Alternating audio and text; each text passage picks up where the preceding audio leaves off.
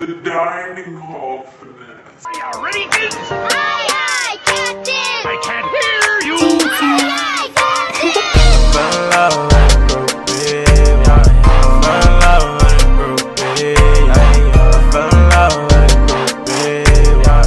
Fell in love. Hey YouTube, it's Bri Hall and I'm back with another video. Now if you hear some loud ice or grumbling sounds, I'm sitting next to a fridge on this side. Ignore that if possible. Hopefully my words can prevail over said fridge. But also today was kind of a spontaneous video. So I was flashing back a little bit to early college days. I can't eat! I'm broke! I'm broke! Yeah. Broke! Recently I put out a tweet that went crazy on Twitter and I spoke about how I bought my car that I have now in full, paid off all my student loan, paid my rent a couple months in advance. A lot of you guys were like, what are the secrets? So I said if you guys got that tweet to like 100 likes, that I would share my secrets in a video, and you know, word is bond, so I'm here with you. I have a little list. First, disclaimer, everything I did wasn't right. So I'm not saying do exactly what I did, I'm just saying this is how I made it possible to save a lot of money while also being a full-time student and even now after school. So my number one tip for saving such a substantial amount of money in such a short period of time and such a rough period of time was the art of finesse. Real quick, let me just... Because if you continuously are getting an income and you're living in the negative or living for free, which is almost impossible, but we'll get to that, then you're gonna substantially see a lot of growth in your money. I only bought about 2 to 3 textbooks during my entire college career. Well, I had one finessable way I used to do it, where I used to go into the school store on days I'd have homework due and like open the book and take pictures of the pages I needed. I think they started getting hip to students doing that, so they started roping off the books and you had to ask someone at a counter like what book you wanted. After they got hip to that finesse, you know, we always got a plan B. I would search like a paragraph. I'd look at a friend's book or what have you. That's another thing I did. I studied with friends who had the book, but I would either look at their book, take a picture of a page, and then I would search online a big paragraph from the book. And then sometimes a lot of your textbooks have ebooks that are free online, or you can download them for free. I'm not saying it's the most legal thing, but you know, you gotta do what you gotta do. I communicated with my professors. I let professors know my financial situation, how many jobs I had going on, and there were some professors that were even kind enough to loan me their personal copy, especially novels and like really inexpensive books that we had to read for like history.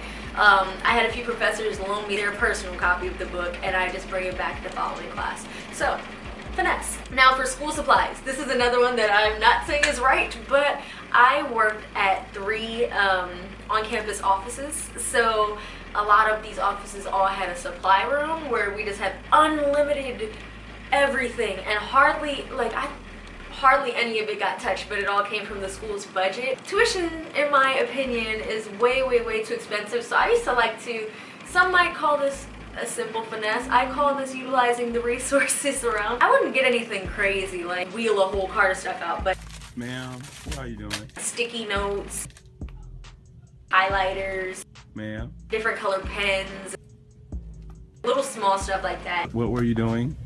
You need to go ahead and worry about your life and your career. Made the executive decision later into school to take out the smallest loan possible. And then I realized just how much the interest was and how long it was going to take to pay off. So scrapped the loan, didn't use any more loans for the last 3 years of school. And I just decided to work hard in college, like as hard as possible. Working as hard as you can in college so you don't have to work nearly as hard when you're out of school is so important. At the time, having all those jobs was like, Just take it.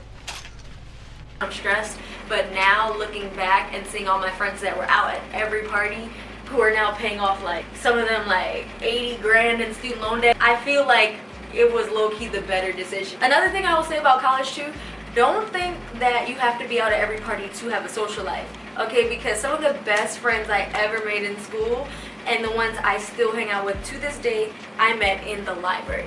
Yes, that's right, we met in the library. It's still good to go to parties, but you don't have to go there to have a community or a social life. Another one is friends. I, you know, had some really great friends that would, when I was dumb broke, like I was just taking my full check and sending it into my tuition.